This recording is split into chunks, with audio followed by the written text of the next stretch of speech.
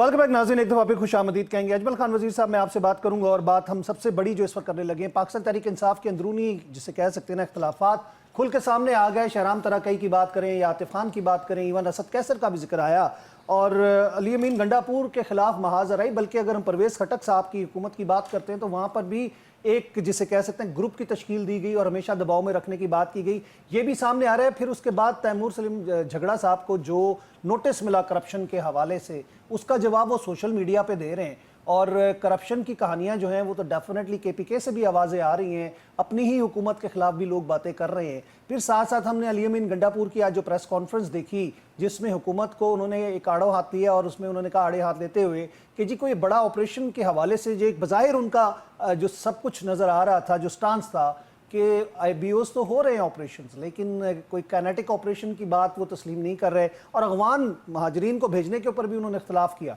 कैसे देखेंगे आप?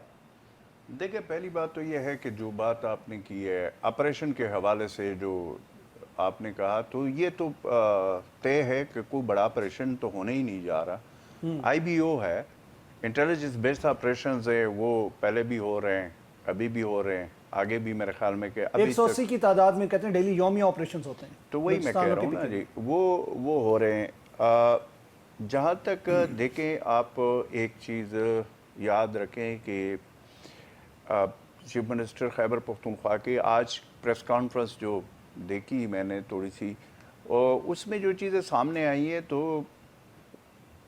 उन्होंने वो जितनी प्रेस कॉन्फ्रेंस की ना, उस प्रेस कॉन्फ्रेंस में मुझे एक नुक्ता जो है वो मुझे जो है ना उसको ज़्यादा गौर से मैंने वो सुना, और वो सारी जो कन्वर्सेशन थी उसमें वो एक नुक्ता मेरे ख्याल में कि सारी कन्वर्सेशन पे भारी थी। उन्होंने ये कहा था कि हम अपने फोर्सेस के शाना बशाना करें। तो बात तो यही है ना जी। और अब उसके अलावा फेडरल हुकूमत के हवाले से उनकी ग्रीवेंसेस है, कुछ ग्रीवेंसेस उनके बड़े जेन्युइन है, टू बी वेरी फ्रैंक। मसलन ट्राइबल डिस्ट्रिक्ट को आपने खैबर पख्तूनख्वा में मर्ज किया 2018 में। जब आपने मर्ज किया तो कंसेंसस इस चीज़ पे हुआ है, सरताज अजीज़ की कमेटी में 3% डिविजिबल पूल से NFC के दिए जाएंगे उस एरिया। NSC का तो कभी तक इजलास ही नहीं हुआ भाई। ठीक है जी, 2018 में आपने मर्ज किया और उसमें सरताज अजीज़ की कमेटी जो बनाई गई थी वो उस वक्त के वज़ीर आज़म नवाज शरीफ ने बनाई थी, जिसमें ये बाकायदा ये कंडीशन है, ये कंडीशनली मर्ज किया गया था और उसमें नंबर 1 पे ये था। अब उसमें डिविजिबल पूल की मीटिंग 2018 से लेकर अब 2025 7 साल हो गए, आपने वहां पे मर्ज किया और वहां पे आप पैसे देने के लिए तैयार नहीं है। तो कैसे वहां पे लॉ एनफोर्समेंट का या जो लॉ एंड ऑर्डर की सिचुएशन है, वहां पे जो 76-78 साल के उनके ट्राइबल डिस्ट्रिक्ट के लोगों के महरूमिया है, उनको आपने किधर एड्रेस करना है?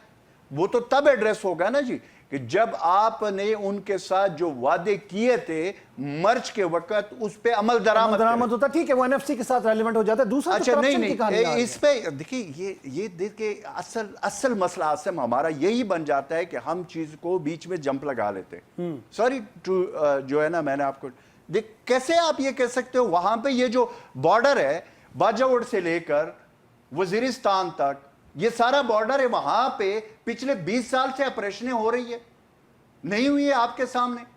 ज़रबे अज़ब कभी क्या कभी क्या कभी क्या कभी क्या। उसमें फिर आपने 2016 में APS के बाद नेशनल एक्शन प्लान बनाया, क्या वो नेशनल एक्शन प्लान पे आप लोगों ने अमल दरामद किया? नहीं। आपने नेक्टा बनाई, उसका क्या रिजल्ट? आपके पास जब बात करते हैं NFC में 3% की हम बात करते हैं, जो आपने उनके साथ वादा किया था वो आप देने के लिए तैयार नहीं है। चारों सूबों बमाए वफाक वो देने के लिए तैयार नहीं है। तो कैसे आप जो है ना अमन के हवाले से, दहशतगर्दी के हवाले से एड्रेस करेंगे? नहीं तो फिर क्या आप अफगानिस्तान से बराह रास्त बात करेंगे जिस तरह उन्होंने? हम ये नहीं कह रहे हैं, मैं तो ये नहीं कह रहा हूं, मैं ये कह रहा हूं कि कुछ चीजें तो जेन्युइन है।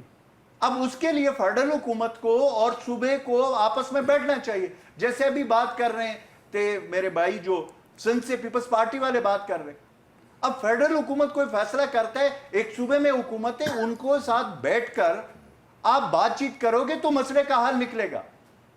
अब अगर सिंध असेंबली से नहरों के खिलाफ करारदाद पास हो रही है اور وہاں پہ ادھر کے چیف منسٹر بھی بول رہے ہیں, ادھر پیپلز پارٹی بھی بول رہی ہے. عوام میں کیا میسج جا رہا ہے؟